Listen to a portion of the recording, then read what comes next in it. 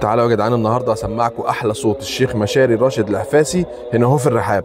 انا كل ما احب اصلي ورا مشاهير القراء اروح على الرحاب على طول، كل يوم اسمع شيخ شكل. تعالى بقى نسمع الشيخ النهارده مشاري راشد العفاسي. الله أكبر. الحمد لله رب العالمين الرحمن الرحيم مالك يوم الدين إياك نعبد وإياك نستعين اهدنا الصراط المستقيم صراط الذين أنعمت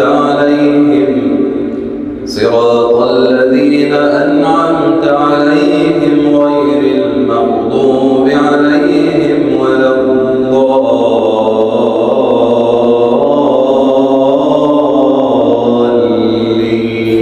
الضالين آمين. إن قارون كان من قوم موسى فبغي عليهم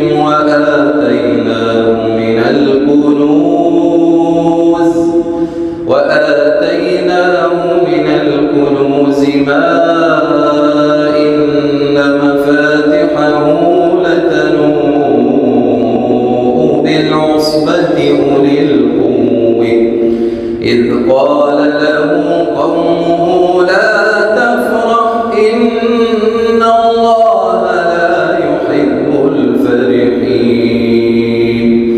وابتغ فيما آتيك الله الدار الآخرة ولا تنس نصيبك من الدنيا وأحسن كما أحسن الله إليك ولا تبغ الفساد في الأرض إن الله لا يحب المفسدين. قال إنما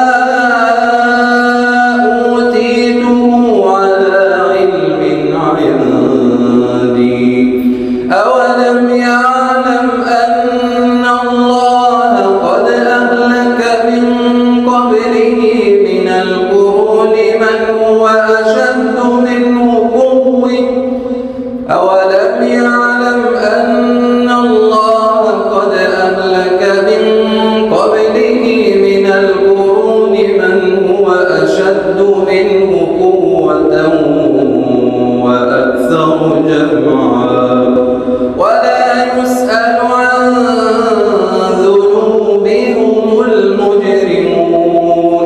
فخرج على قومه في زينته قال الذين يريدون الحياة الدنيا يا ليت لنا مثل ما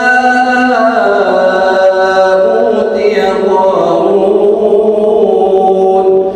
قال الذين يريدون الحياة الدنيا يا ليت لنا مثل ما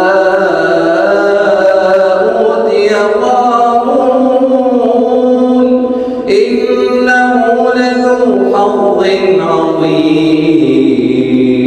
وقال الذين أوتوا العلم ويلكم ثواب الله خير لمن آمن وعمل صالحا ولا يلقيها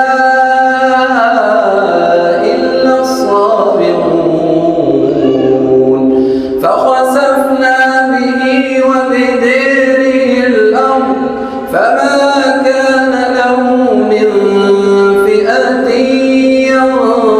ينصرونه من دون الله وما كان من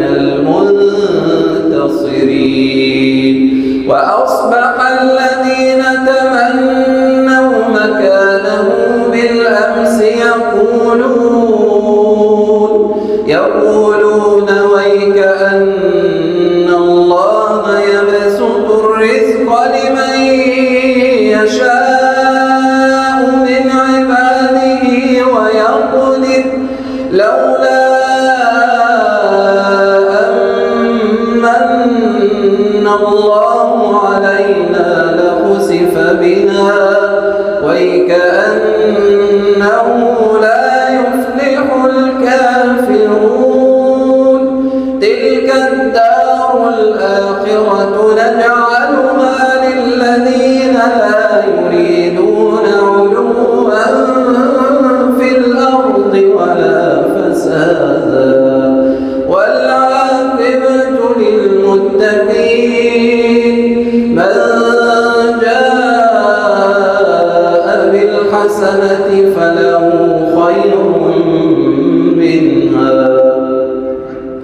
ومن جاء بالسيئة فلا يجزى الذين عملوا السيئات إلا ما كانوا يعملون